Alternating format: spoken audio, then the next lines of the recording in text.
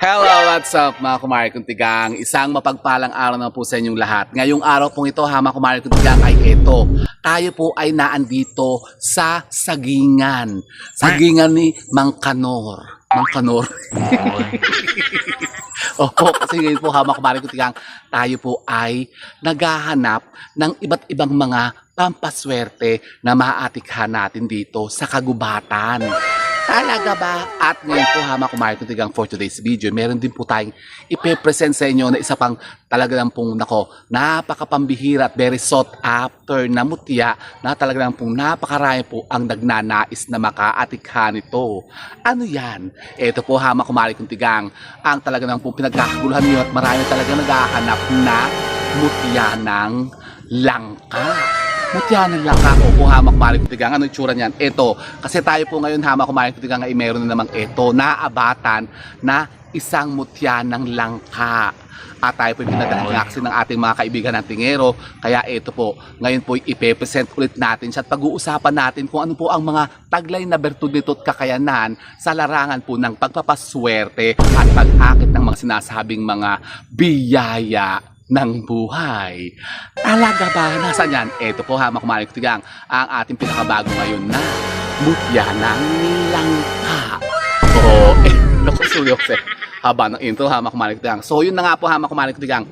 Ito nga kasi ang topic naman po natin ngayon ay yung tungkol po sa ating mutya ng langka. At ito nga po, tayo talagang meron naman pong naabatan dito. Tayo po pinadalhan nga po ng ating mga kaibigan ng tingero. Balit ito po ay tatlo. Tatlo po ito ha, mga kumari kuntigang. Ito po, available po itong tatlong ito ha, mga kumari kuntigang, sa mga ibig po na makaatikha po ng mga legit talaga ng mga mutya ng langka. Ito po, tayo po meron naman pong available ngayon. Ano bang bertud ng mutya ng langkang yan? Nako, napakarami po ha, mga kumari kuntigang. Di ba? Sa mga previous vlog po natin, ako, ano ba ito? Ba't pa naman nangangagat? Ha? Yan siya, parang may ahas ata dito Ako, seryoso. Yun na nga, kasi sa mga previous vlogs po natin, sa mga previous videos po natin, ay napag-usapan na po natin, natalakay na po natin ng mga tungkol sa mga sinasabing hatid na swerte o taglay na kakayanan ng mga mutya ng langkang yan. Ito po, katulad po ito, ha, mga kumari kuntigang, mutya ng langka. Ano-ano ba yan? Yan. I-review po natin yan, ha, mga kumari kuntigang. Una po, ha, mga kumari kuntigang, alam nyo po ba na kapag kayo po ay nagkaroon o atikha ng mutya ng langka. Ito po yung napaka-powerful po na pampaswerte sa pagninegosyo. O po ha, mga kumari kuntigang, halimbawa kayo may mga businesses. Tapos, medyo kayo po yung lagi na lamang tumutumal-tumal ang mga businesses po ninyo. Halimbawa, medyo mahina. Hindi kayo talagang tinatao. Hindi kayo mga nakakabenta ng malaki. Kasi alam nyo, merong mga ganyan talagang mga negosyo. Merong mga certain mga businesses na hindi talaga kumbaga akitin o tauhin. Ngayon, kailangan po i-boost natin yan ng iba't ibang mga gamit na pampaswerte na yun makakahikayat ng iba't ibang mga tao. Kasi alam niyo po ba, ang bertud ng mutya ng langka, isa po yan.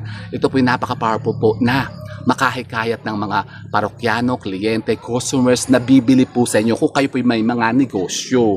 Talaga ba? Opo. At ito po ha, mga kumari kuntigang, ating mutya ng langka, meron din po isang counterpart pa na isang mutya na talagang po napaka-effective din po talaga. Yung pong ating tinatawag na mutya ng Corazon de Jesus. Yun naman po, ang Corazon de Jesus, ang kaibahan lang po niya dito po sa ating mutya ng langka. Kasi ang mutya po ng langka, kapag ito po yung ating hapon, ito po meron pong bertud po sa pagpapaanak ng mga buntis. Talaga ba? Opo, kung halimbawa kayo po ay buntis, tapos kayo po medyo hirap manganak. Yung palagi na lang kayo nasa CS, kung halimbawa kayo takot yung mapunitan. Yung sobrang laki ng mga babies nyo. Marami ako napanood dyan sa YouTube ha, yung may mga nagpapaanak, mga kumadrona, mga midwife. Parang nakakatuwa naman panoorin. Parang very satisfying pagka ako'y nakakita ng mga ganyan. Talagang ako'y natutulala na lang ha, makumalit pagka yung mga nagpapaanak sino ba yung si Mr. Jerry D ata, si Doc Jerry D. Panoorin niyo yung mga videos diyan. Siya yung doktor ata siya, ano ba siya? OB ba siya or midwife? Nagpapaanak po siya ng mga babies. Ang gaganda ng mga babies, sama kumalit naku, napakagaling niyang pagpaanak. Siguro sabi ko nga siguro itong doktor na to, meron tong taglay na mutya ng langka. Kasi yan po kasi ang isa sa bertud ng mutya ng langka. Ito po yung napakainam po kung kayo po yung mga pumadrona o yung mga hilot. Kasi alam niyo nung araw, ito yung sinasabi ng matatanda na kapag ka daw po ang isang tao ay merong taglay po ito, kahit ba mga ordinaryo lang po mga matatanda, nung araw kasi mga nagpapaanak lang naman, matatanda yung mga hilot, aba, napakabilis talagang magpaanak. Katulad ko po, kumari ko tiga ako po ay pinaanak po ng hilot. Hilot lang nagpaanak sa akin, kaya nakalagay sa birth certificate ko, yung physician attendee ko ay hilot, nakalagay doon, hilot. Are you crazy? Are you out of your mind? Opo, hilot talaga nung araw naman talaga, kumari ko talaga, hilot lang naman talaga ang papaanak sa mga bata.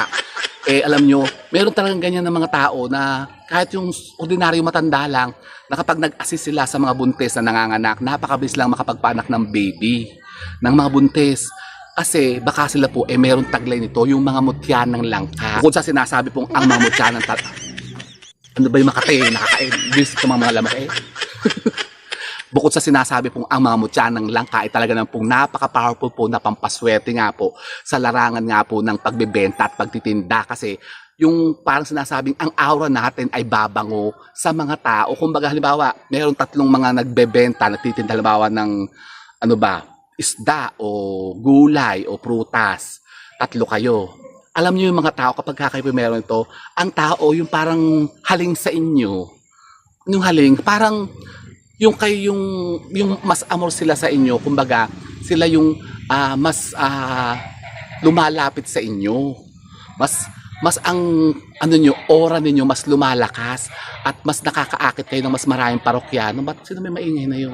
Ganun po kumari kung tigang ang isang bertud po ito ng mutya ng langka. Halimbawa kayo nga po ay may mga negosyo at kayo po yung nagbebenta. Tapos meron kayong mga kakumpetensya. Alam nyo, kumbaga mas priority kayo, mas kumbaga ang amor ng tao nasa inyo. Kumbaga mas malakas ang appeal po ninyo sa mga kliyente. Tapos ang pangalan nyo ang mas babango.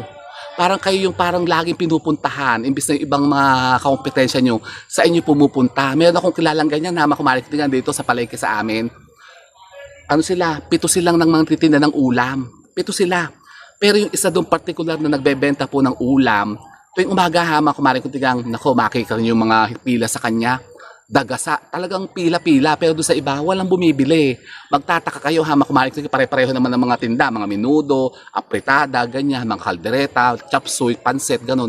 Pero sa kanya lang talaga, yung parang pumipila ang tao. Kasi alam niyo yung mga ganyan na may mga negosyo at may mga hawak actual po, tumutya na lang ka. Sila talaga yung pinupugigi ng mga customers, mga tao. Kumbaga, ang tingin sa kanila ng mga tao, parang napakasarap nila at napakabango nila. Ganon din po makumarin ko ito yung mangyayari sa inyo kapag kayo po yung nagtaglay ng mamutyanan lang ka. Tapos halimbawa kayo po yung mga, ang businesses yung mga kailangan may mga katransaksyon, yung may mga idinidil kayo, may mga inaakit kayo mga kliyente at parokyano para makaklose kayo ng mga deals, para bumenta kayo.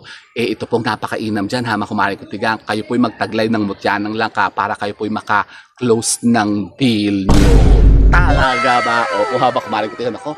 Medyo palubog ng araw at nakakatakot dito sa bundok Parang may mga narinig na ako, Mariosep. So, bilisan natin po ito kumarin tayo. So, ito po kumarin ko ang ating mutya ng langka na talagang pong napaka-powerful po ito kapag kakay po yung nakaatikha po ito. Pero, ang mga mutya kasi ng langka ay hindi lang po basta-basta nakukuha. Hindi po basta-basta yan nakikita kumarin ko kung wala kayong dunong o kaalaman sa pagkuha po nito. Kasi ang mga talagang nakakita lang po nito ay yung mga may karunungan. Yan katulad po ng ating mga kaibigan ng tingero. Sila po, nalalaman nila kapag ang isang lugar merong nakabaon na mutya. Yan katulad po, mutya ng langka. Kasi alam niyo po ba na meron pong mga klase po ng mga langka. Puno ng langka kumari ko tiyang na namumunga sa ilalim ng lupa. Alaka ba? Meron Opo, merong ganon. Merong mga langka na namumunga sa ilalim ng mga lupa kapag ang mga punong ng langka ay matatanda na. Opo, lalong-lalo na yung mga sobrang tatanda ng mga langka, namumunga na yun sa ilalim ng lupa at malalaman nyo yan. Ang lupa, puputok, yung parang bumubuka tapos nangangalingasaw na yung amoy niya. Nangangalingasaw, ano yun? Parang basura. Hindi po ibig sabihin, nangangamoy na. Umaamoy na yung aroma niya nung langka. Ibig sabihin po nun, meron palang bunga ng langka doon at hinog na. Pwede nang kunin. At kapag halimbawa may mga bunga ng langka na nasa ilalim ng lupa na hindi nyo nakuha, meron po yung mga buto ng langka mismo na nagpo-fossilize na, nagiging bato. At yun po ang tinatawag na mutya ng langka. And through time po, halimbawa bumaha, bumagyo, ganyan. Naaanod po yan. Nahuhukay sila o nakikita sila ng mga tao kapag kami mga naghahanap dito, yung mga naghahunting baga. Yan, yung mga trabaho po yan ng mga hunters natin na antingero. Kasi alam nila kung saang lugar po merong mga mutya, nahahanap po nila yan. Kumbaga, may mga orasyon kasi silang ginagamit para sila po ay makakita ng mga hidden mga mutya. Talaga ba? Opo, mga kumari ko, katulad po ng yan. Puno ng saging. Alam nyo ba, may isang particular na mutya na nakukuha sa puno ng saging. At yan po ang isusunod natin, mga kumari ko tigang. Pero dito po muna tayo sa mutya ng langka. So, ito po, mga kumari ko tigang. Sa mga nagtatanong po at ibig po na makaatikhan ng ating mga mutya ng langka, yung mga legit talaga, mga kumari ko tigang. Ito, meron po tayo ngayon available po dito, 3. At ito po ay pinalilimusan ng ating mga kaibigan ng tingero. Kung gusto nyo po mag-PM po kayo sa akin, mga kumari ko tigang. At ito po ay ipadadala ko po sa inyo. Yan, subukan nyo po ito, mga kumari ko tigang. Kung kayo talagang medyo mabababa ang aura po ninyo, nako, alam nyo ba, napakaganda nitong pampaswerte, pampalakas ng ating dungan, karisma, at ng ating aura. Talaga ba? Para bumango kayo sa mga tao, mahalinan nyo ang mga tao at sila po'y maaakit sa inyo. At yun na nga, kung kayo po'y makapagpaanak at maging kumadrona, dapat meron kayo nito, mga kumari kong tigang. Nako, yung mga midwife dyan, dapat meron kayo nito para mabilis kayo makapagpaanak. Oh? So, yun po, mga kumari kong tigang, sana po may napultas, may mga bagong idea at kaalaman tungkol po dito sa ating mutyang pinag-usapan ito. Sa susunod po na vlog natin, mga kumari kong tigang, meron pa po tayong i-share sa inyo at ipipresent dito na mga bagong mga pampaswerteng mutya at abangan nyo po yan. Oh, gusto nyo yun? Gusto ko yan, mga kumari kong tigang. And with that, mga kumari kong tigang, keep safe and God bless. Thank you for watching. And don't forget to subscribe my channel. I know you like it. And don't forget to brush your teeth. Bye, mga kumari kong tigang. Ako, siya, tayo na nag-imta. Palubog ng araw Leche, tinan nyo, nakakatakot dito, ha? Baka may ahas. Tinan nyo. Tinan nyo naman. Sukal na sukal, Pero dito sa likod, may building.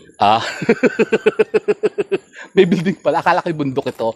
Di po kasi tayo po nandito po sa likod ng, ito po, Baker Hall. Baker Hall po dito sa UP. Nako. Alam naman pumunta pa talaga ako sa gubat-gubat. Pero dito po, mayroon talagang gubat-gubat. Ayan, tingnan nyo. Diba?